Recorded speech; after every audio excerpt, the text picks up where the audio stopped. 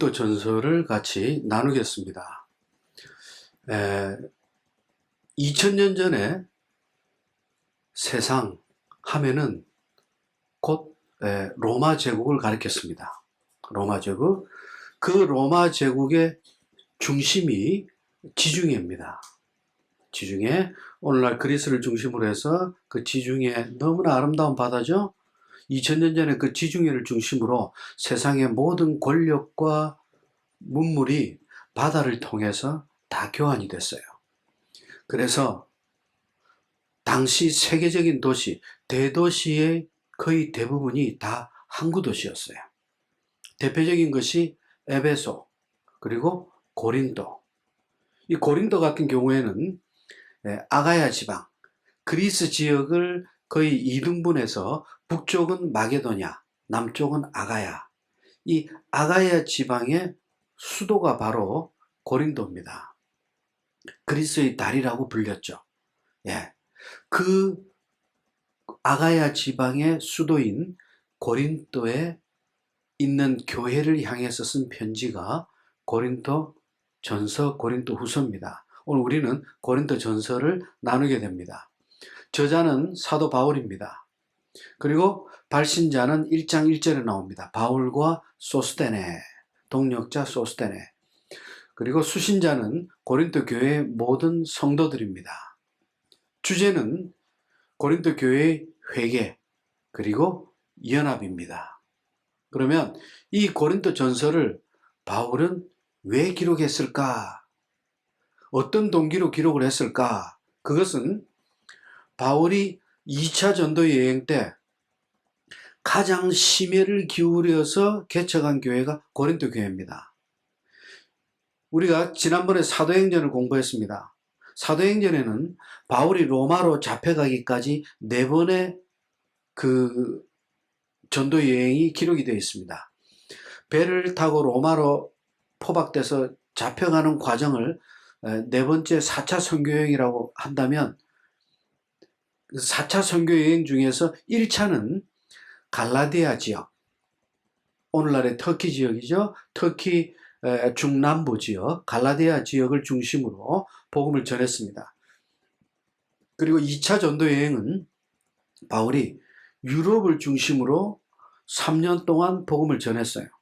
그런데 전체 기간 중에 절반 이상을, 1년 반 이상을 고린도 교회에서 개척하고 성도들을 가르치고 양육하는 일에 전력을 다했어요. 무슨 말이냐? 2차 전도 여행, 유럽 전도 여행이 시작된 2차 전도 여행의 핵심 선교지가 고린도였다. 고린도. 그런데 이 고린도는 당시 에베소처럼 세계적인 항구 도시입니다. 교역의 중심지. 그러다 보니까 여기는 종교적으로 수많은 종교와 철학이 짬뽕이 돼가지고 혼합주의 신앙을 갖고 있었어요. 우리나라도 처음에 복음이 120년 전에 들어올 때 복음은 들어와서 예수 그리스도의 십자가 복음을 영접하면서도 유교적이고 샤머니즘적이고 옛날 그런 종교적인 의식은 그대로 갖고 있었어요. 혼합적이죠. 고린도는 심했어요. 심했습니다. 그러다 보니까 교회 안에 온갖 세상 문물과 우상들이 들어와서 이게 복음인지 우상인지 종교 혼합주의에서 헤어나지를 못하고 있었다. 그러다 보니까 고린도 지역 그 자체가 도덕적으로 육체적으로 타락한 도시예요. 그 당시에 유행어가 있어요. 코린티아소마이. 코린티아소마이라고 하는 말은 고린도인이 되다. 고린도 사람처럼 되다. 이런 뜻이에요. 근데 그게 첫 번째 뜻인데 똑같은 뜻으로 성적으로 육체적으로 음란하고 타락하다라는 뜻이 코린티아소마이예요. 무슨 말이냐? 그 정도로 고린도 사람들 하면은 아예 육체적으로 음란하고 타락한 사람들이라는 용어와 같은 단어를 썼어요. 그 정도로 세상에 물들어서 육적인 쾌락과 세상 문명 가운데에서 헤어나지 못했던 도시가 바로 고린도입니다. 고린도 바로 위에는 어떤 도시가 있습니까? 아테네가 있죠. 아테네. 아테네는 그 당시 세계적인 철학과 지식과 사상이 직결되어 있었어요. 그러다 보니 고린도에도 그 철학과 이성과 지적인 사상들이 많이 내려와 있었어요. 거기다가 온갖 육체적인 타락, 쾌락, 세상 문명 모든 걸 다 받아들였어요. 그렇게 지극히 타락한 도시 바울은 그 교회에서 참된 예배가 아니라 오히려 교회 내에서 하나님의 영광을 가리고 있는 그 성도들을 향해서 교회에 쓴 편지가 고린도 전서입니다. 그래서 그 고린도 전서의 특징은 첫째, 교회의 실제적인 생활 문제를 다루고 있다. 교회 안에서 일어날 수 있는 각종 문제들, 오늘날도 마찬가지죠. 그래서 이 고린도 전서는요, 오늘날 현대 교회의 문제를 치유하고 회복하고 고치는데 가장 성경의 66권 중에서 가장 실제적인 지침서가 고린도 전서입니다. 오늘날 교회 안에서 일어나고 있는 문제들, 일어날 수 있는 문제들을 다 포함하고 있어요. 어쩌면 고린도 교회가 타락한 거일 수도 있지만 하나님께서는 그 교회를 들어서 땅끝까지 복음을 전하는 일에 있어 주님 다시 오시기 전까지, 주님 재림하시기 전까지 모든 이 땅에 오고 올 교회들을 향한 지침이 되게 하시려고, 우리에게 교훈을 주시려고 그 고린도 교회를 들어서 쓰신 거예요. 그래서 이 특징은 네 번째 보면 직선적입니다. 강경합니다. 단호해요. 할래 말래 아니에요. 아주 강경합니다. 단호하고, 특히 고린도 교회 안에서 엉터리로 성찬식 하고 그 다음에 성도들마다 자기가 받은 은사가 그게 최고인 줄 알고 엉뚱한 자부심에서 성도와 성도들 간에 대립하고 싸우고, 그 정도가 아니에요. 교회 안에서 다른 세상 법정에다가 고소하고, 성도들을 교회 안에서 해결할 수 있는 문제도 세상 법정에다 고소를 해버려요. 그러한 교회 내의 수많은 분쟁들을 해결하기 위해서 바울은 아주 단호하고 강경한 단어들을 써서 교훈합니다. 정신 똑바로 차리라. 두리뭉실 없습니다. 바울은. 그러면서도 13장의 사랑장, 15장의 부활장, 이런 메시지들은 바울 서신서 중에서도 참 극치에 달하는 아름다운 메시지를 내포하고 있죠. 어떻게 보면 성경 전체에서 사랑을 가장 잘 표현하고 있는 메시지, 표현들. 그리고 바울은 그 당시에 고린도 교회 안에 지니고 있었던 문제점들, 핵심 문제점들을 10가지로 압축해서 교훈합니다. 첫 번째가 교회 안에 당파 싸움이 있었어요. 게바파, 베드로파, 바울파, 그리스도파 하면서, 아볼로파 하면서 당파가 4개나 쪼개져 있었어요. 두 번째는 교회 안에 성도들이 음란했어요. 육체적인 쾌락을, 세상적인 사람들 하는 행동, 그런 행동을 하면서도 교회 안에서 전혀 죄의식을 느끼지 못하고 죄책을 느끼지 못하고 회개할 줄도 모르고 아주 음란했어요. 교회 밖에서 일어나고 있는, 고린도 밖에 세상에서 일어나고 있는 일들이 그걸 평범한 것으로 인식이 되니까 교회 안에 와서도 죄책감이 없는 거예요. 회개가 없는 거예요. 오늘날도 이런 경우가 많이 있죠. 그 다음에 세 번째는 고소고발. 교회 기관에다가 고소고발을 하는 게 아니라 세상 법정에다가, 밖에다가 교회 문제를 가지고 세상 밖으로 갖고 나가요. 네 번째는 결혼 문제. 아디아포라죠. 아디아포라는 성경에서 하나님의 말씀으로 이렇게 해야 된다가 아니라 해도 되고 안 해도 되는 메시지, 그 행동들, 결정들. 예를 들어 제사상의 음식을 먹을 것인가 말 것인가, 결혼은 해야 되나 말아야 되나? 이런 문제들, 많은 문제들이 있을 수 있어요. 절기는 반드시 지켜야만 하나? 아니면 절기는 지키지 않아도 되는 것인가? 이런 문제들이 다 아디아포라에 해당되는 문제입니다. 그래서 네 번째는 결혼 문제, 다섯 번째는 우상의 재물 문제, 그 다음에 여섯 번째는 여자들이 예배 시간에 머리에 수건으로 머리를 가리는 문제. 오늘날 카톨릭은 미사 드릴 때 보면 여자 성도들은 머리에다가 다 써요. 예. 신약 시대 그 관습을 그대로 지금도 유지하고 있어요. 그러면 그걸 해야 되느냐 말아야 되느냐? 아디아포라입니다. 아디아포라. 그래서 우리는 성경 안의 아디아포라 문제를 정확하게 알아야 돼요. 로마서 14장에서도 음식 문제를 가지고 아디아포라 이야기를 하고 있지만 바울은 고린도 전서에서 좀 더 광범위하게 아디아포라 문제를 언급하고 있습니다. 그 다음 일곱 번째, 성찬식이 아주 무질서해요. 거룩함이 없어요. 자기들 멋대로 해요. 은사 문제, 아홉 번째, 부활. 부활에 대해서도 잘못 알고 있어요. 부활에 대한 그릇된 인식. 그리고 마지막, 헌금 문제. 헌금은 하나님께 어떻게 올릴 것인가? 바른 헌금에 대해서. 예루살렘 교회에 헌금을 돕기 위해서, 그 교회를 돕기 위한 헌금 문제와 관련해서 헌금 이야기도 바울이 제시하고 있습니다.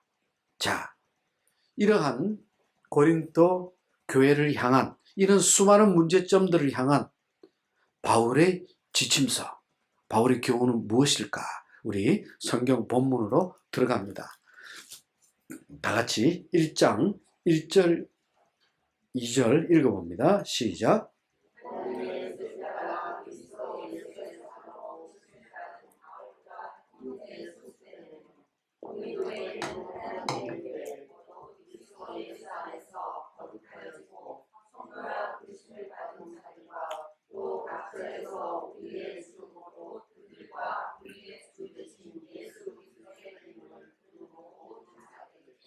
모든 자들에게 예수 그리스도로부터 은혜와 평강이 있기를 원하노라. 1, 2, 3절은 문안인사예요. 서두의 인사말입니다. 그런데 이 1장에 보면 주 예수 그리스도라고 하는 단어를 5번이나 반복합니다. 2절, 7절, 8절, 10절, 3절에도 나오죠. 주 예수 그리스도. 왜? 고린도 교회 성도들이 주 예수 그리스도에 대한 확신을 갖고 있지 않아요. 그냥 교회에 예배드리러 나오는 거예요. 착하게 살기 위해서. 오늘날도 그런 성도들이 있어요. 교회를 향하는 핵심이 교회의 실체가 예수 그리스도예요. 하나님이세요. 아멘? 복음의 실체, 교회의 머리, 영생의 유일한 길, 모두가 하나님 성부 아버지의 뜻 가운데 임하신 예수 그리스도예요. 예수 그리스도. 근데 고린도 교회는 예수 그리스도에 대한 확신과 인지가 떨어졌어요. 교회에 그냥 예배드리러 나오는 거예요. 천국 가기 위해서, 착하게 살기 위해서. 거기에 대해서 바울은 주 예수 그리스도라고 하는 단어를 5번이나 반복합니다. 고린도 교회에 어떤 문제가 있는지 그 소식을 바울은 누구를 통해서 들었을까요? 11절. 글로의 집, 글로의 가정의 식구들로부터 고린도 교회가 얼마나 타락하고 있는지 소식을 듣고 분쟁이 있다는 소식을 듣고 이 글을 쓴 것입니다. 2차 전도 여행 때, 3차 전도 여행 때 에베소에서. 그럼 이 교회는 어떤 당파가 있었는가? 12절. 바울파, 아볼로파, 게바파, 그리스도파. 바울이 교회를 개척을 했어요. 고린도 교회. 그러니까 바울을 신뢰하고 따르는 성도들이 있었습니다. 바울의 특징은 교회를 개척하고 가르치고 나면 또 선교지를 옮깁니다. 다른 곳에 가서 또 개척합니다. 그러면 없는 동안에 여기 교회 지도자를 세우고 성경을 가르치고 하나님 말씀을 가르칩니다. 교리를 가르치게 합니다. 그러다 보니 바울이 가르치고 스쳐 지나간 자리에 아볼로는 알렉산드리아에서 온 사람이죠. 아주 지적인 수준이 높은 사람입니다. 성경에 대해서 박식해요. 바울이 이 아볼로를 고린도 교회 지도자로 파송하는 장면이 사도행전에 나옵니다. 그래서 아볼로가 가서 담임 목사 역할을 했어요. 그리고 그 이후에는 베드로도 와서 여기서 한동안 가르쳤어요. 그런데 베드로한테 배우고 아볼로한테 배우고 바울한테서 배우고 이런 사람들이 점점 자기가 배운 목회자들 중심으로 뭉치고 갈라지기 시작했어. 이게 당파예요. 당파. 자기가 배운 그 목회자가 그때가 최고였다는 거야. 그 목회자를 가장 우선시하는 거예요. 그리스도파는 또 뭡니까? 그리스도파는 우리는 그런 당파에 속하지 않겠어. 오직 그리스도에만 속한 거야 하면서 또 그거 가지고 또 당파를 만들어요. 네 가지 파가 쪼개져 있어요. 이게 오늘날의 문제가 아닙니까? 맞죠? 지금 초대형교회 또 일부 교회들 보면 원로 목사님 파, 담임 목사 파 해가지고 교회가 절반으로 쪼개져가지고 싸우고 주일날 예배당 못 들어오게 문 닫고 따로 예배드리고 또 싸우고 교회 당파 싸움은 지금도 있습니다. 바울이 지적하고 있는 고린도 교회의 10가지 문제점은 오늘날도 그대로 일어나고 있습니다. 응? 바울파 18절 십자가의 도가 멸망하는 자들에게는 미련한 것이다. 십자가의 도가 뭡니까? 예수 그리스도의 복음입니다. 복음은 멸망하는 자들은 1차적으로 불신자들을 이야기합니다. 복음을 영접지 않는 자들, 그들에게는 미련한 거죠. 쓸데없는 거죠. 말이 안 되는 이야기죠. 아니, 예수 그리스도께서 십자가에 못 박히고 죽으시고 부활하시고 승천하신 것을 믿어야 천국 간다고 했을 때, 그것이 복음이라고 전했을 때, 그거는 그 사람들한테는 미련한 짓일 뿐더러 말도 안 되는 궤변이죠. 믿을 수가 없는 거죠. 그런데 구원을 받은 우리에게는 하나님의 능력이 된다. 능력이 된다. 23절 우리는 십자가에 못 박힌 그리스도를 전한다. 근데 세상 사람들은 어떻게 합니까? 22절 유대인들은 표적을 구해요. 기적을 원합니다. 신비한 현상을 원합니다. 오늘날도 마찬가지죠. 표적을 구하러 신앙생활하고 교회 쫓아다니는 성도들이 절반이 넘어요. 병이 낫고 뭐 그런 일이 있어야 신비한 능력이 있는 교회인 줄 알고 정작 진리는 찾지를 못해요. 진리는 바라보지도 못하고 알지도 못하고. 얼마 전에 교회 20년 다닌 어떤 분을 만났습니다. 그래서 성경 이야기를 좀 하다 보니까 눈을 크게 뜨면서 아주 당혹스러워해요. 왜 그러시냐고 물어봤더니 모르겠대요.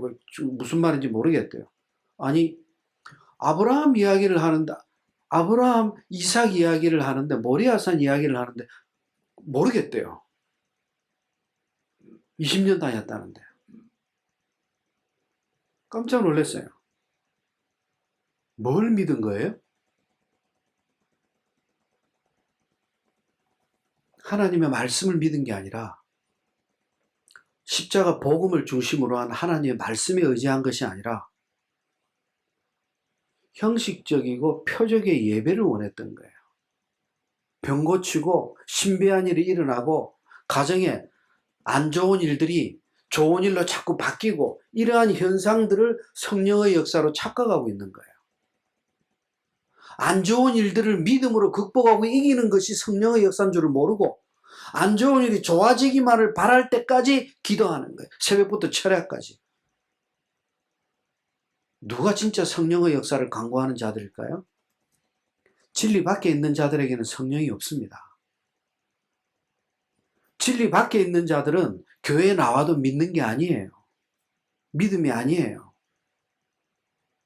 여러분, 23절 우리는 십자가에 못 박힌 그리스도를 전하는데 유대인은 거리끼는 것이요 이방인들은 미련한 것이다.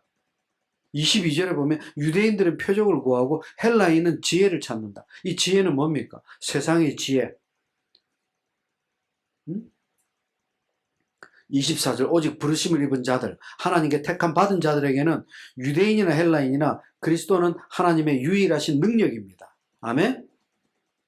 하나님의 권능과 능력은 그리스도 안에서 우리에게 열매 맺는 거예요. 그리스도 안에서, 그리스도를 통해서, 그리스도에 의해서. 아멘? 하나님의 지혜도 마찬가지죠. 근데 하나님은요, 26절에 보면 형제들아 너희를 부르신 걸 보라. 너희 성도들 한 사람 한 사람 보라. 특히 2000년 전의 이야기입니다. 오늘날도 뭐 비슷하긴 합니다.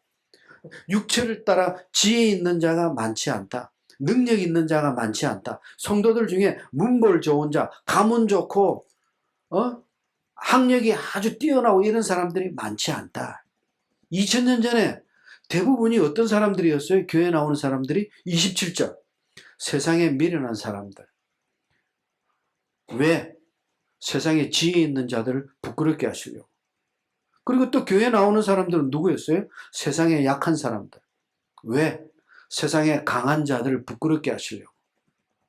세상에 미련하고 배운 것도 없고 가난하고 가진 것도 없고 약한 성도들이 교회 안에 나와서 하나님을 의지하고 기도하고 예배드림으로써 하나님의 그리스도 안에서 하나님의 권능으로 이들이 믿음으로 그 각박하고 어려운 세상 노예, 종으로 살아가면서도 오직 믿음으로 얼굴에서 빛이 나요. 세상에 찌들리지 않아요. 찌들리지 않아요. 응? 그저께 주일날 어떤 생전 처음 뵙는 분이 목양실로 찾아왔어요. 그래서 어떻게 오셨습니까? 했더니 11조를 전할 곳이 없어서 이 교회에 전하러 왔습니다. 아, 집이 어디십니까? 집은 군산에 있습니다. 근데 어떻게 여기까지 오셨습니까? 은혜마을교회 바로 옆에 있는 식당에서 근무합니다. 목사님 죄송합니다. 저 지금 근무 중에 잠깐 나왔습니다. 들어가서 또 주방에서 일을 해야 합니다. 11조만 전해주고 내려가셨어요.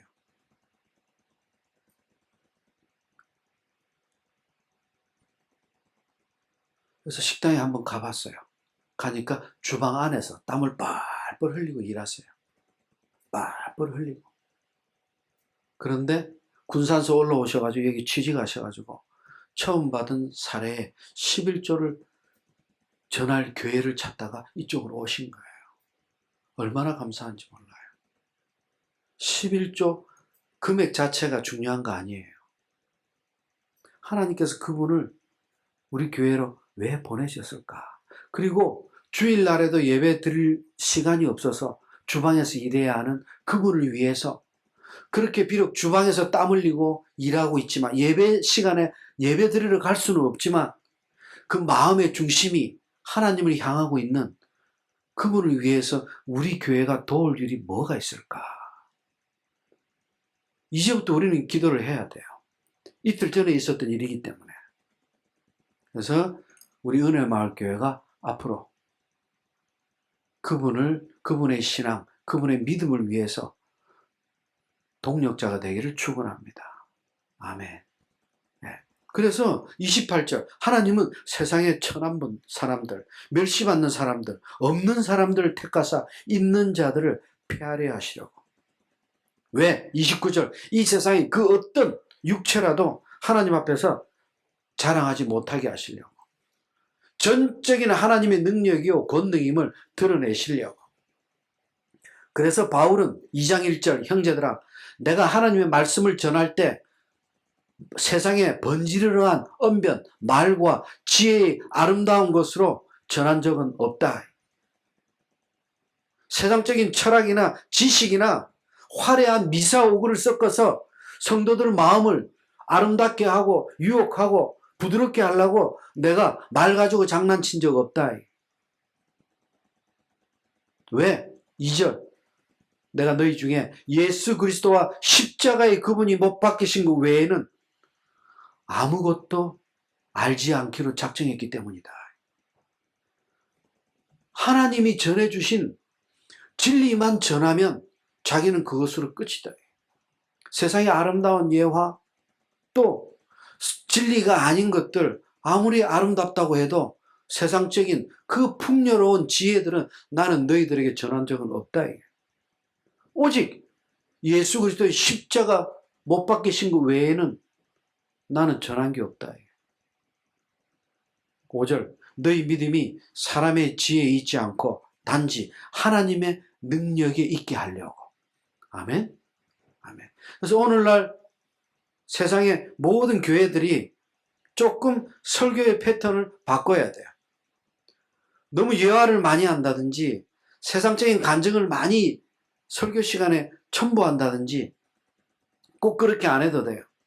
하나님의 말씀만 전해도, 죽기까지 말씀만 전해도 다 못 전해요. 근데 참 신비하죠? 아직 믿음이 자라지 못하고 연약한 성도들, 아직 성령 충만하지 못한 성도들은 그렇게 진리만 가지고 전할 때 힘들어하고 지루해해요. 말씀이 잘 안 들어와요. 그런데 믿음이 분량이 자라고 연단받기 시작하고 변화되기 시작하면서 신비한 일이 생깁니다.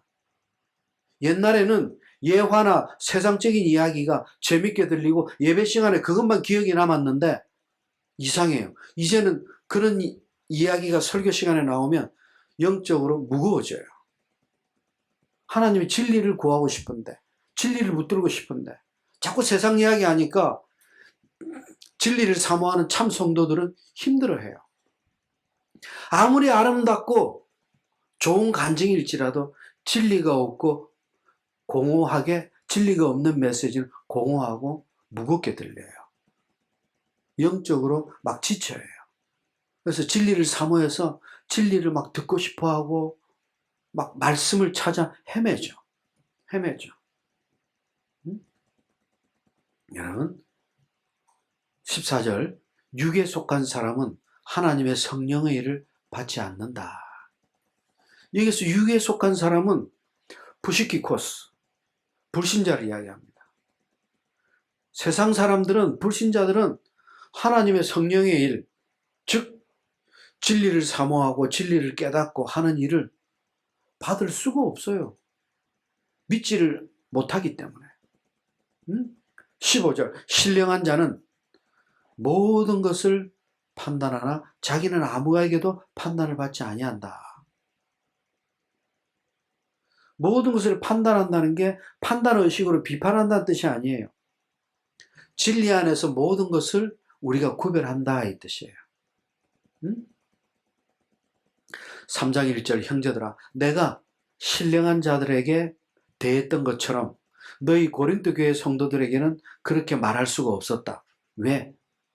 너희들은 육신에 속한 자요 그리스도 안에서 아직은 어린아이들이기 때문이다. 영적 미숙아이기 때문이다.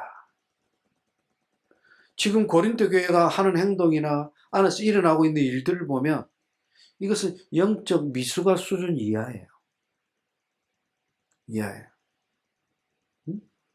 그래서 3절, 너희가 아직도 육신에 속한 자다. 왜? 너희 가운데 아직도 시기와 질투와 분쟁이 넘쳐나고 있기 때문이다. 그러면서 어떻게 너희들이 영적으로 성숙한 자라고 할 수 있느냐 이게. 우리 모두는 9절, 우리 모두가 하나님의 동력자들이다 이게. 우리 모두가. 너희는 하나님의 밭이고 하나님의 집이다. 밭과 집이라는 뜻은 하나님이 소유하신 하나님의 자녀들이라는 거예요. 하나님의 밭이요, 하나님의 집이요, 하나님의 소유권이에요. 하나님의 영역 안에 있는 자들이야. 그런데 어찌 너희 안에서 그런 일이 일어날 수가 있느냐 이게. 11절, 이 닦아둔 것 외에 능히 다른 터를 닦아둘 자가 없다. 그것이 뭐냐? 이 터가 곧 예수 그리스도다. 교회의 핵심, 뿌리, 근본, 기둥이 예수 그리스도다. 이게. 흔들리지 말라. 예수 그리스도. 예수 그리스도. 16절 다 같이 시작. 너희는 너희가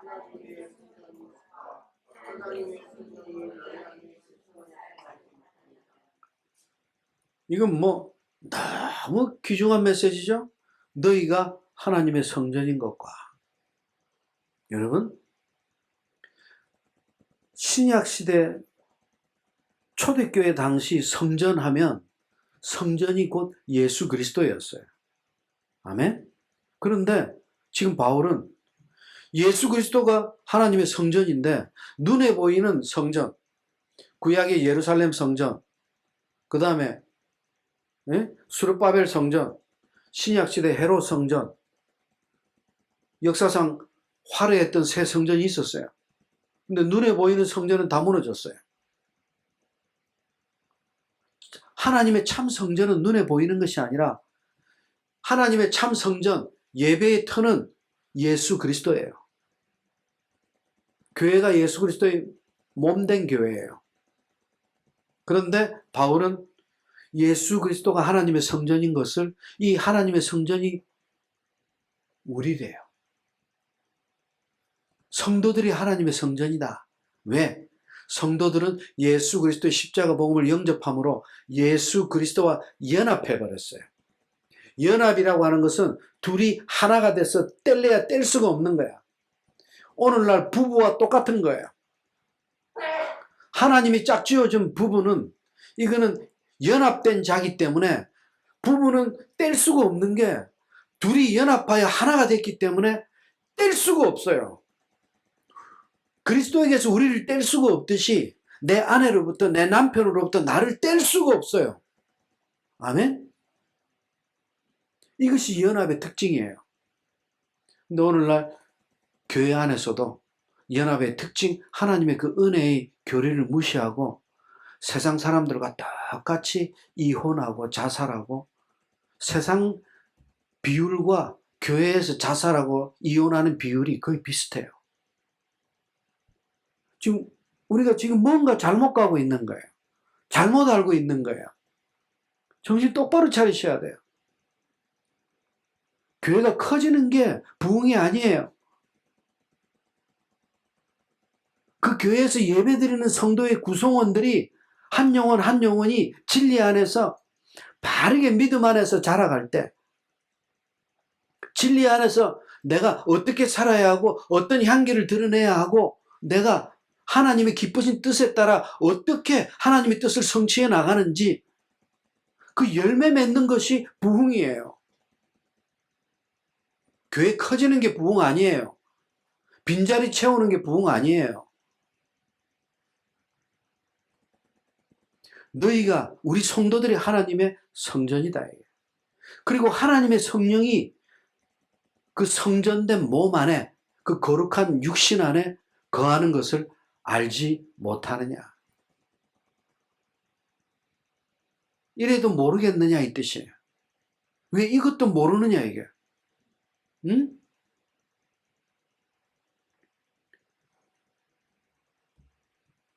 17절, 누구든지 하나님의 성전을 더럽히면 하나님이 그 사람을 멸하실 것이다. 무섭지 않습니까?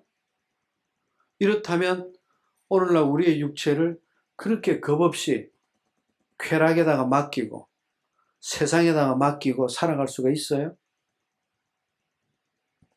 마약하고 술 취하고, 응?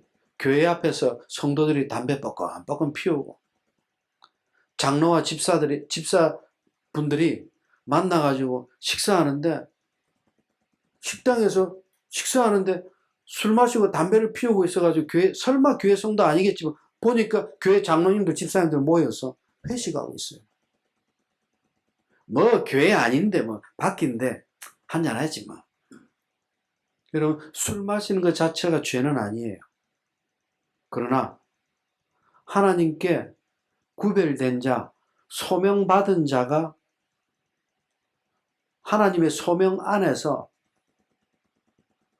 술에 인이 박히고 술 취한다든지 술에 가까이 하는 것은 죄가 됩니다. 아멘? 맥주 한 잔 마시고 와인 한 잔 마신다고 해서 무슨 죄가 되겠느냐? 맞습니다. 죄 아닙니다. 아디아포라예요. 믿음대로 행동하면 돼요. 그러나 그것이 습관화돼서 하나의 일상이 될 때 돌아서지 못할 길로 돌아가게 됩니다. 정신 바짝 차려야 돼요. 바짝 차려야 돼요. 21절 그런즉 누구든지 사람을 자랑하지 말라. 왜냐하면 만물이 다 너희 것임이라. 왜? 하나님께서 우주 만물을 창조하실 때 이 세상의 모든 것을 성도들을 위해서, 사람을 위해서 창조하셨어요. 아멘? 우리가 해야 될 건 뭡니까? 4장 1절 마땅히 우리를 그리스도의 일꾼이요 하나님의 비밀 즉 복음을 맡은 자 청지기로 여길지어다. 우리가 하나님의 복음을 하나님으로부터 받아서 이 복음을 지키고 전하는 청지기로 사명을 붙들라는 거예요. 이 일을 위해서 바울은 11절 지금 이때까지 줄이고 목마르고 헐벗고 매맞고 정처 없이 떠돌다가 안락하게 머물 수 있는 장소도 없이 떠돌다가 12절 수고하여 친히 손으로 일하며 모욕을 당한즉 축복하고 박해를 받은즉 참고 인내하고. 하나님을 얼마나 사랑했으면 영혼 구원의 소명을 얼마나 충직하게 받들었으면 13절 비방을 받은즉 권면하니 우리가 지금까지 세상에 들어온 것과 만물의 찌꺼기처럼 되었다. 뭡니까? 자기가 지금까지 그리고 사도들이 복음을 땅끝까지 전하면서 받았던 고난과 수모, 수치. 우리는 세상 쓰레기 대접을 받으면서도 땅끝까지 복음을 기쁘게 전했다는 거예요. 왜? 자기는 하나님이 맡겨주신 복음의 청지기일 뿐이기 때문에. 세상에서 대접받고 사랑받기 위해서 소명받은 게 아니다. 이게. 하나님께서 맡겨주신 복음의 청지기로서 역할을 하면 나는 이 땅에서 소명을 다한 것이다. 그게 내 최고의 전하는 자로서의 기쁨이다. 기쁨이다. 세상적인 것은 내가 원한 적이 없다. 20절 하나님의 나라는 말에 있는 것이 아니다. 능력에 있다. 왜 자꾸 이렇게 세상의 지혜, 세상의 지식, 유창한 말, 언변 이거를 왜 자꾸 이야기할까요? 고린도 교회 아덴의 지적인 철학과 이런 지적인 요소들이 충만하게 갖춰져서 이 사람들이 웬만해서는 복음을 영접하지 않아요. 너무 똑똑해요. 논리적으로 대화가 잘 안 돼요. 대표적인 게 바울이 아덴에서 복음을 전할 때 곤욕을 치렀죠. 곤욕을 치렀어요. 원래 바울은 혼자서는 복음을 잘 안 전해요.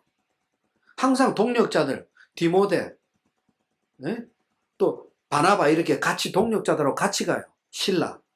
근데 아덴에서는 동력자들이 올 때까지 기다리려고 했는데 세상 철학과 지식이 너무나 팽배하고 우상이 넘쳐나서 견딜 수가 없어서 아텐에서 복음을 전했어요. 거기서 엄청난 수모와 논쟁 끝에 수모와 수치와 영적 폐허를 느꼈죠. 공허함을 느꼈죠. 바울과 같은 언변에도 불구하고 바울은요 한때 바울 바나바가 험에 쓰스 바울이 얼마나 설교를 잘했는지 제우스의 대변인 칭호까지 받았어요. 그럼 바울이 아덴에서 설교로는 실패했어요. 그 정도로 아테네가 지적인 역량이 세상 최고였어요. 우리가 흔히 아는 아리스토텔레스, 플라톤, 세계적인 지금까지 철학과에서 공부하고 있는 그 학자들이 대부분이 다 아덴 출신이에요. 거기서 과연 복음이 통했을까요? 근데 아덴에서 그 다음으로 2차 전도여행 또 옮겨간 곳이 고린도예요. 고린도에서 또 유대인들이 방해할 때 바울은 지체 없이 포기하고 떠나려고 그랬어요. 왜? 아덴에서 너무 진이 빠져버렸어요. 더 이상 여기서 버틸 힘이 없어. 근데 밤에 환상 가운데서 주님이 떠나지 마라. 이곳에 내가 기뻐하는 영혼들이 많이 있다. 그래서 1년 반을 더 머물게 됩니다. 모든 것이 성령의 역사예요. 성령의 인도하심대로 바울은 따라가는 거예요. 우리 삶도 마찬가지예요. 말이 아니에요. 진리 안에서 능력으로 나옵니다. 그리고 5장에서는 이제 바울이 고린도 교회 음란, 육체적 타락에 대해서 이야기합니다. 5장 1절. 어느 정도로 음란이 심했느냐? 너희 중에 심지어 음행이 있다. 그 음행이 이방인 중에서도 없는 짓이다. 이방인들도 그런 더러운 짓까지는 안 하는 것 같더라. 그런데 교회 안에 성도들이 그 짓을 하고 있다. 누가, 어느 성도가 그 아버지, 자기 아버지의 아내를 범했다. 이건 폐륜이에요, 폐륜. 성도이기 전에 세상 사람들도 폐륜으로 봅니다. 그런 인간을. 인간 말종으로 봐요. 근데 교회 안에 그런 성도가 있어요. 당파 싸움, 소송. 응? 그런데 2절, 그러고도 너희가 오히려 교만하다. 어찌하여 애통이 여기지 않느냐? 어찌하여 회개가 없느냐? 5절, 이런 자를 사탄에게 내어주었으니. 사탄에게 떠나보낸 이유가 뭡니까? 사탄에게 내주었다는 것은 출교시켰다는 뜻이에요. 교회에서 쫓아냈다는 뜻이에요. 출교시키고 교회에서 쫓아내는 목적이 뭐예요? 그 영혼 멸망시키려고 하는 거예요? 아니에요. 출교를 통한 회개를 촉구하는 거예요. 교회에서 쫓겨나면, 하나님이 택한 백성이라면요, 교회에서 쫓겨나면 너무나 수치스러워서 견디지 못합니다. 그래서 아무도 모르는 조용히 이 사건을 모르는 다른 교회로 갑니다. 하나님이 택한 사람이라면 반드시 또 다른 교회 갑니다. 거기서 자기 옛날의 수치를 숨기면서 생활해요. 숨기면서 회개 없이 숨기기까지는 믿음이 자라지 않습니다. 그러나 교회로부터 거기서는 출교는 안 당하죠. 그리고 거기서는 옛날 수치들을 떠올리면서 이전처럼 똑같은 행동을 섣불리 할 수 없습니다. 만약에 또 반복하고 반복한다면 그 하나님이 택한 영혼이 아니에요. 처음서부터 지옥의 영혼입니다. 아멘? 근데 처음서부터 하나님이 택한 백성이 아니었다면 교회에 나와서 음란한 악행을 저질렀어요. 음란을 저질렀다고 교회에서 쫓아내는 건 아닙니다. 음란을 행하고도 회개치 않을 때는, 권면과 경고를 통해서도 회개치 않을 때는 출교시키는 겁니다. 왜? 다른 성도들에게 누룩처럼, 암처럼 퍼져나갑니다. 잘라내야 돼요. 그러나 회개하고 돌아왔을 때는 다시 사랑으로 품어야 돼요. 아멘? 근데 오늘날 교회가 참 매몰차요. 한번 딱 출교시켜 놓고 그 다음에 와서 진심으로 회개했습니다, 받아주십시오 하면 안 봐요. 그때 그 생각으로 이 사람을 판단해요. 진심으로 회개했다고 고백하면 믿어줘야 돼요. 또 그런 일이 있으면 두 번 다시는 출교했다가 받아줄 수는 없어요. 출교를 반복하는 거는, 그거는 정말 악한 짓이에요. 5절, 이런 자를 사탄에게 내주었으니 육신은 멸하고 영은 예수의 날에 구원을 받게 함이라. 이거 해석 잘 하셔야 됩니다. 육신은 지옥으로 떨어지고 영혼은 천국으로 간다, 그 뜻이 아니에요. 육신과 영혼은, 육신의 구원과 영혼의 구원은 분리시킬 수가 없어요. 아멘? 영혼과 육신의 천국으로 구원받았다면 같이 구원받은 거예요. 그럼 이게 무슨 뜻입니까? 육신은 멸하고, 즉 육체가 파멸되기 될 지경에 이르러서라도 구원을 얻게 하기 위함이다, 이게. 그러니까 출교당할 때 얼마나 충격받고 수치스럽겠어요. 아마 쥐구멍이라도 들어가고 싶을 거예요. 응?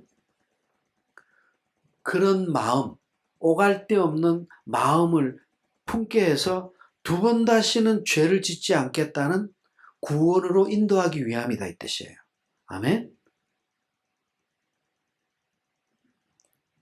여러분 11절 9절 내가 너희에게 쓴 편지에 음행하는 자들을 사귀지 말라. 11절 너희에게 쓴 것은 만일 어떤 형제라 일컫는 자가 음행하거나 탐욕을 부리거나 우상 숭배하거나 성령을 모욕하거나 술 취하거나 속여 빼앗는 자, 사기치는 자, 사귀지도 말고 함께 먹지도 말라. 6장 6절 10절에 보면 10절 끝에 이런 사람들은 하나님의 나라를 유업으로 받지 못한다 돼 있어요. 무슨 말이냐? 우리가 흔히 아는 세상의 사기꾼들, 고리 대금업자들, 부도내고 도망가서 수백억 수천억 가지고 혼자만 자기 가족들만 잘 먹고 잘 사는 사람들, 그 다음에 음란한 자들, 마약하면서 섹스 쾌락에 빠져가지고 간음하는 자, 탐색하는 자. 탐색이 뭡니까? 호모, 레즈비안. 이런 사람들은 하나님께 구원을 얻을 수 없다. 천국으로 들어갈 수 없다 이 뜻이야. 아멘? 오늘날 동성애가 아주 유행입니다. 예상외로 많습니다. 정신 바짝 차리셔야 합니다. 동성애를 멸시하고 차별하기보다 동성애는 죄입니다. 그러나 거기에 빠진 자는 우리가 구해야 돼요. 아멘? 품어야 돼요. 불쌍히 여겨야 돼요. 해서 동성애로부터 그 악한 습관으로부터 빠져나올 수 있도록. 오늘날 젊은 청년들이 군대 안 가겠다고 온몸 전신 문신을 해요. 그럼 군대 안 가요. 지울 수가 없습니다.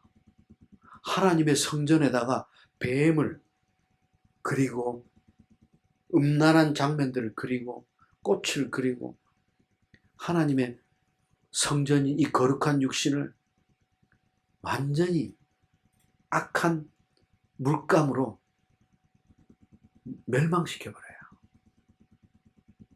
여러분, 내 가족, 내 친지 잘 지켜주셔야 합니다. 아멘? 세상이 너무나 험악합니다. 6장에서는 소송에 대해서 이야기합니다. 너희 중에 누가 다른 사람과 함께 다툼이 있는데 불의한 자들 앞에서, 즉 불의한 자들이 뭡니까? 불의한 자들은 경건하지 못한 불신자들. 응? 세상에 악한 사람들에게 고발하고. 6절 형제가 형제와 더불어 고발할 뿐더러 심지어 믿지 않는 자들 앞에다가 우리 성도들을 맡겨버리는 거예요. 세상에 악한 자들에게 성도들하고 싸우면서 그 성도들을 그 악한 자들에게 소송을 맡겨버려요. 고린도 교회가 오늘날도 마찬가지죠. 교회 안의 문제는 교회법에 따라 해결을 해야 돼요. 그런데 당회에서 파벌이 일어나면 장로와 장로 사이에서 세상 법정에다 고소해가지고 또 이 사람도 또 법정에다 고소하고, 교회 안에서 문제를 해결하는 게 아니라 교회법으로 해결하는 게 아니라 세상법이 교회법, 하나님의 법을 지배해버려요. 하나님의 영광을 하나님을 멸시하는 행동이에요. 지금 6장에서는 세상 송사에 대해서 이야기하는 거예요. 정신 똑바로 차리라 얘기야. 9절 불의한 자, 하나님을 떠난 자들이 하나님의 나라 천국을 유업으로 받지 못할 줄을 왜 모르고 있느냐 얘기야. 천국으로부터 떨어진 자들에게 어떻게 우리 천국 백성들이 우리의 문제를 그들에게 맡길 수가 있느냐는 거예요. 이걸 교회와 성도들에게 바르게 가르쳐 준다면 그들이 또 이 짓을 할까요? 적당히 넘어갔기 때문에, 인식이 안 돼 있기 때문에, 각인이 안 돼 있기 때문에 그 짓을 또 하는 거예요. 이 짓을. 바울은 지금 이 시간에 있었다면 아마 지금 몽둥이 들었을 거예요. 지금 아마.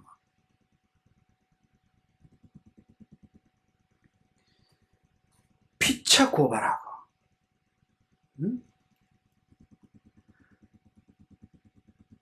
9절 10절에서 세상에 천국의 유업을 받지 못하는 세상의 악행들이 다 나오죠. 응? 12절. 우리에게는 모든 것이 가하다 이게. 무슨 말입니까? 하나님의 법 안에서, 믿음 안에서 우리는 거리낄 것이 없다 이게. 담대하게 우리는 못할 행동, 먹지 못할 것, 우리가 두려워할 것은 아무것도 없다 이게. 우리에게 모든 것이 가하다 이게. 그리스도 안에서. 응? 그러나 우리가 모든 걸 다 할 수 있지만, 믿음 안에서 할 수 있지만, 할 수 있는 전부가 다 남들에게 유익을 주는 것은 아니다 이게. 명심하라 이게. 응? 모든 것이 내게 가하나 내가 무엇에든지 얽매이지 않는다. 13절. 음식은 배를 위하여 있고 배는 음식을 위하여 있고, 응? 하나님은 이것저것을 다 폐하시리라. 먹고 마시고 이게 우리에게 중요한 거 아니다. 아니다. 내가 뭐든지 다 할 수는 있다 이게. 그러나 그리스도 안에서 하나님의 유익을 위해서라면 나는 절제하겠다는 거예요. 지킬 건 지키겠다는 거예요. 응? 13절 끝에 몸은 음란을 위하여 있는 게 아니다 이게. 오직 주를 위하여, 주는 몸을 위하여 계신다. 15절. 너희 몸이 그리스도의 지체인 줄을 알지 못하느냐. 하나님의 성전인 줄 알지 못하느냐. 16절. 창녀와 합하는 자는 그 한 몸인 줄을 왜 모르느냐. 잠시 한순간에 쾌락으로 스쳐 지나가는 쾌락이에요. 여러분, 요즘 경찰애들 보면 그 성매매 리스트 엄청 지금 나오고 있어요. 교회 성도들도 엄청나게 많아요. 그 속에. 정신 똑바로 차리셔야 돼요. 그래서 하나님은 부부가 연합해서 하나 되게 하신 거예요. 부부의 육체관계 문제도 뒤에서 바울이 직접적으로 언급합니다. 정신 똑바로들 차리라 이게. 18절, 17절. 주와 합하는 자는 한 영이다 이게. 창녀와 합하는 자는 창기와 한 영이 되는 거고, 주님과 합하는 자는 주님과 한 영이고, 18절. 음행을 피하라 이게. 19절. 너희 몸은 너희가 하나님께로부터 받은 성전이다 이게. 너희 육체는 너희들 것이 아니다. 우리 몸은 우리 게 아니에요. 하나님이 맡겨주신 성전이에요. 믿음으로 지켜야 돼요. 목숨 걸고 땅끝까지 복음 전하듯이 육체의 순결을 목숨 걸고 지켜야 돼요. 7장 1절. 결혼 문제에 대해서 이야기합니다. 아디아포라입니다. 너희가 쓴 문제에 대해서, 즉 고린도 교회가 바울에게 질문을 했어요. 2절. 음행을 피하기 위해 남자마다 자기 아내를 두고 여자마다 남편을 두라. 이것도 해석 잘 하셔야 됩니다.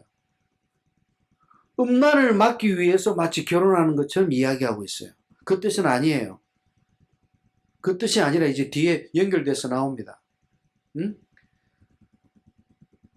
3절. 남편은 아내에 대한 의무를 다하고 아내도 남편에게 의무를 다하라. 이거요, 해석 정확하게 하셔야 됩니다. 이게 지금 무슨 말인가 하면 부부는 하나라는 거예요. 부부는요, 아까 너희 몸은 너희 몸이 아니라고 그랬어요. 아멘? 부부가 결혼하는 순간 마찬가지, 내 몸이 아니에요. 나는 아내의 것이 되고 아내 편에서는 아내가 남편의 소유가 돼요. 서로가 서로의 소유가 돼버려요. 아멘? 왜? 둘이 하나가 됐기 때문에. 나는 없어요 이제. 아내와 남편은 하나예요. 하나이기 때문에 갈라설 수가 없어요. 뗄 수가 없는 거예요. 떼기 위해서는 창자와 배를 반으로 가르든지 사지를 반으로 가르든지 그렇게 해야지만이 연합이 찢어지는 거예요. 그게 연합의 의미예요.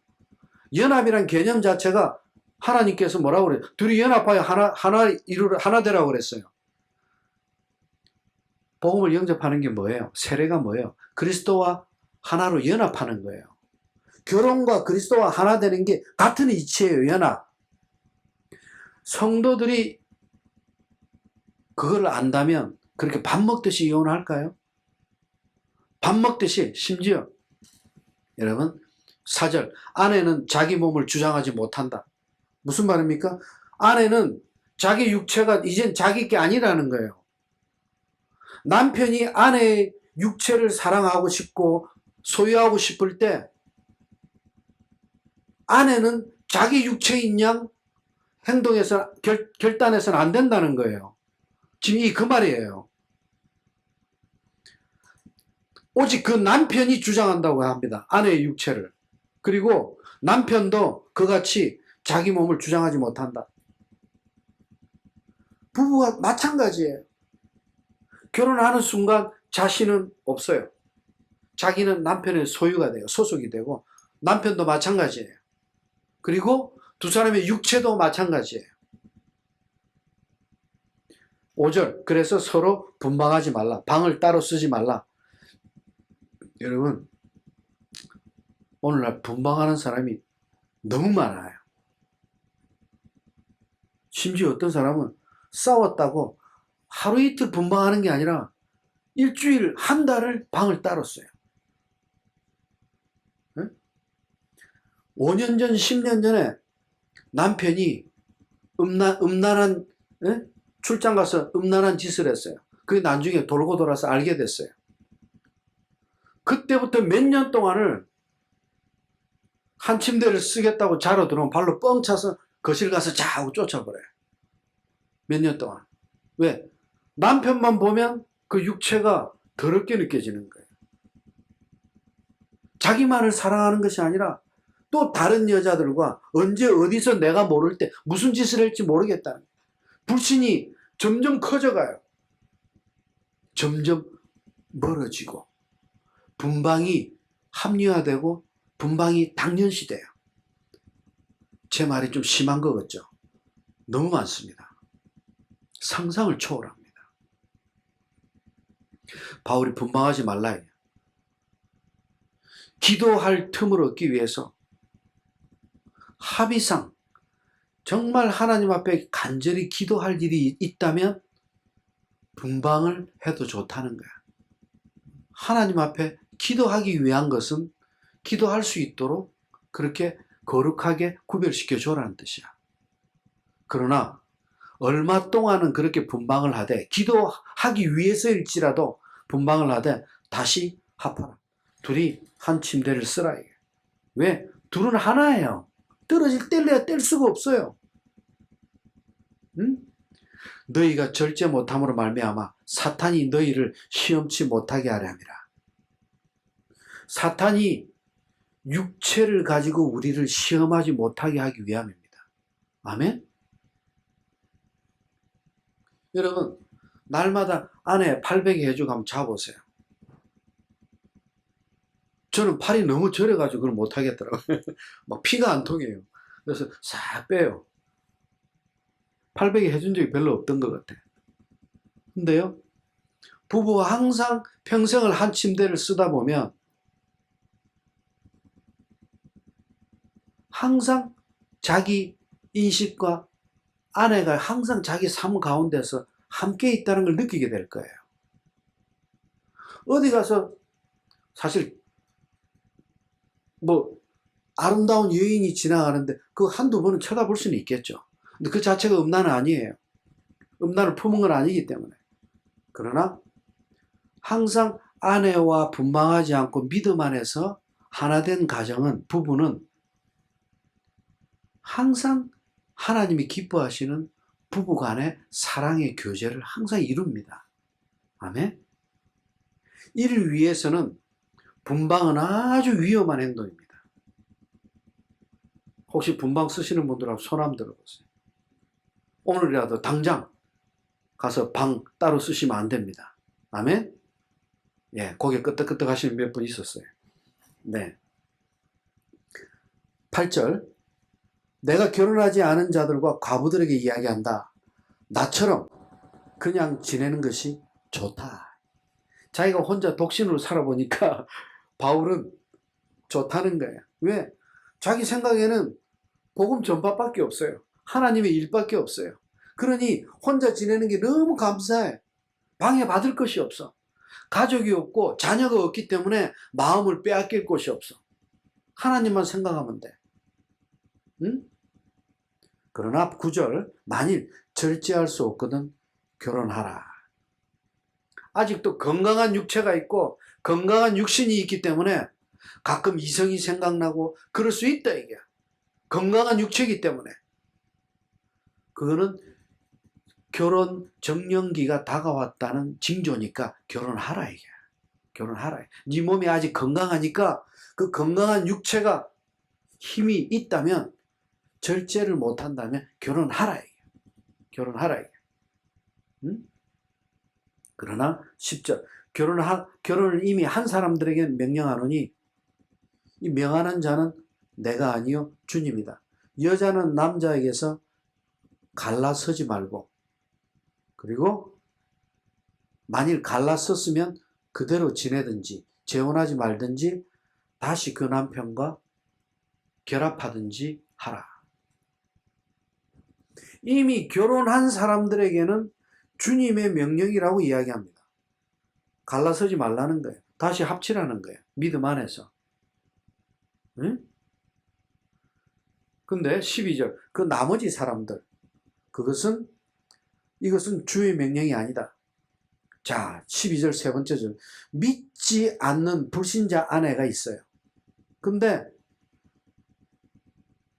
믿음의 남편과 함께 살고 싶어 해요. 그러면 그 아내를 버리지 말라는 거야. 아직 신앙이 없더라도 버리지 말라는 거야.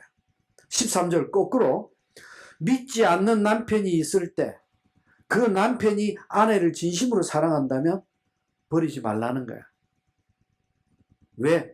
14절 믿음이 없는 남편이 아내 때문에 거룩하게 되고 믿음이 없는 아내가 남편 때문에 거룩하게 된다는 거야. 아멘? 아멘. 이게 지금 무슨 말인가 하면 이거 잘 새겨 아주 중요한 문제죠. 부부 중에 한 사람이 불신자일 경우에 불신자임에도 불구하고 이 사람이 나를 진심으로 사랑한다면 이 사람과 헤어지지 말라. 떠나지 말라. 이것은요, 내가 믿음의 성도가 불신자하고 살면 불신자 가정이 되는 게 아니라 한 사람은 성도고 한 사람은 불신자일 때는 성도로 말미암아 이 가정은 거룩한 가정이 됩니다. 아멘? 명심하세요. 하나님은요, 믿음의 성도가 만나서 결혼하면 당연히 거룩한 가정으로 인정해 주시지만 믿음의 성도와 불신자가 만나서 가정을 이뤘을 때도 불신자로 인해서 이것을 불신의 가정으로 인식하는 게 아니라 성도 한 사람으로 인해서 거룩한 가정으로 하나님은 인식하십니다. 아멘? 왜? 불신자보다 성도가 우선한다는 신앙적 원리입니다. 알겠어요? 하나님이 우선하시는 거예요. 됐다. 이제 우리 딸 믿음이 없어도 무조건 결혼해도 되겠구나. 할 수만 있다면 믿음의 사람과 결혼해야 합니다. 우선은. 근데 진심으로 사랑하는데 이 사람이 믿음이 없어요. 그럼에도 그 사람이 나를 진심으로 사랑해. 그리고 내 신앙을 진심으로 인정해요. 그러면 그 사람을 사랑해도 됩니다. 결혼해도 됩니다. 아멘? 16절 아내 된 자여 내가 남편을 구원하려는지 어찌 알겠느냐 이게. 남편 된 자여 네가 믿지 않는 아내를 구원할지 어찌 알겠느냐 이게. 버리지 말라 이게. 아멘? 아멘. 아멘. 25절. 처녀에 대하여는 내가 주께 받은 계명이 없다. 바울이 처녀에 대해서 어떻게 알 거예요? 성경에도 하나님 명령으로 나온 게 없는데. 그죠? 그러나 26절. 내 생각에는 자기 개인적인 의견이라는 것을 분명히 밝힙니다. 곧 임박한 환난으로 말미암아 홀로 지내는 것도 좋다. 아멘. 아멘. 그래서 39절 보세요.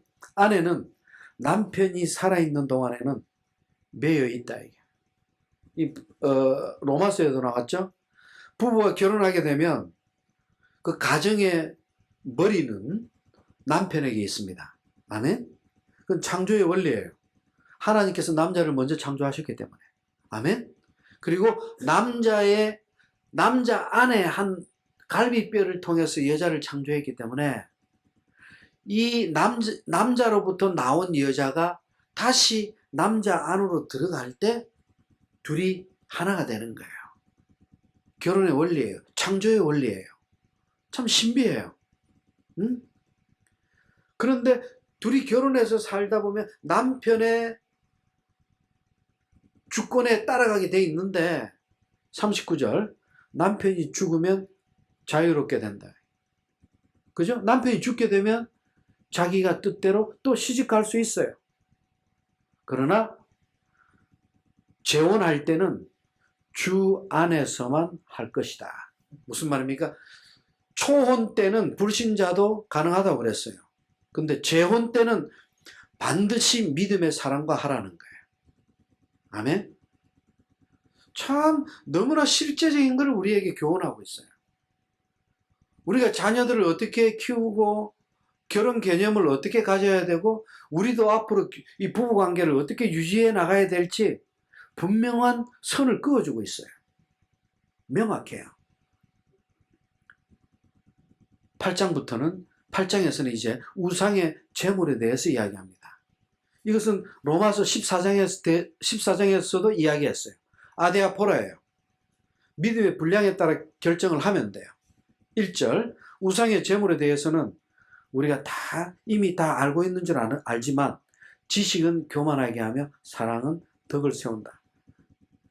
4절 우상의 제물을 먹는 일에 대해서는 우리가 우상은 세상에 아무것도 아니며 하나님은 오직 한 분밖에 없는 줄 아노라.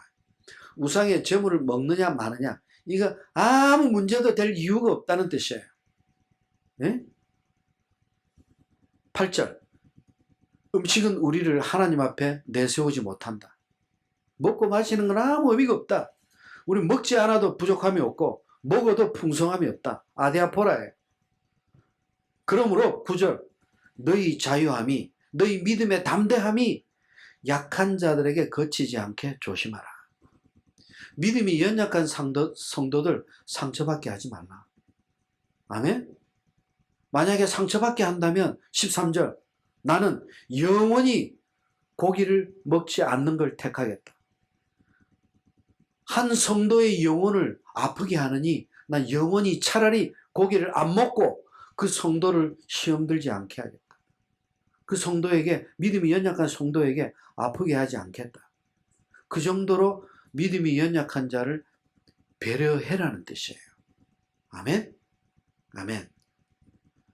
그리고 이제 사도의 직분에 대해서 9장서부터 사도권에 대해서 이어서 교훈합니다. 9장서부터는 다음 주에 우리가 같이 나누도록 하겠습니다. 지금 이 고린도전서는 고린도 교회 안에 있었던 아주 심각한 문제들을 하나하나씩 다루고 있는데 이 바울이 지적한 10가지의 전체적인 문제는 오늘날 세상의 모든 교회, 앞으로도 있게 될 모든 교회에 적용이 되고 그리고 실제적으로 우리가 교회 안의 문제를 해결하는데 결정적인 역할을 할 수 있는 교훈입니다. 실제적인 교훈이죠. 고린도 교회를 통해서 우리는 그 아픔을 통해서 오늘날 우리에게 하나님이 지혜를 주신 줄로 믿습니다. 할렐루야. 기도합니다. 하나님 감사합니다.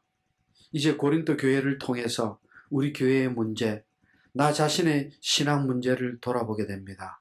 하나님, 내 안에 갇혀서 남의 티만 볼 것이 아니라 내 안에 더 큰 들보를 바라보게 하시며 날마다 믿음 안에서 회개하는 자로 하나님의 뜻과 하나님의 음성을 듣고 변화되는 삶을 살아갈 수 있도록 인도해 주시옵소서. 감사드립니다. 주님께 존귀와 영광을 올립니다. 예수 그리스도의 이름으로 기도하옵나이다. 아멘. 감사합니다. 아멘. 하나님께 감사 올립니다. 아멘. 감사합니다.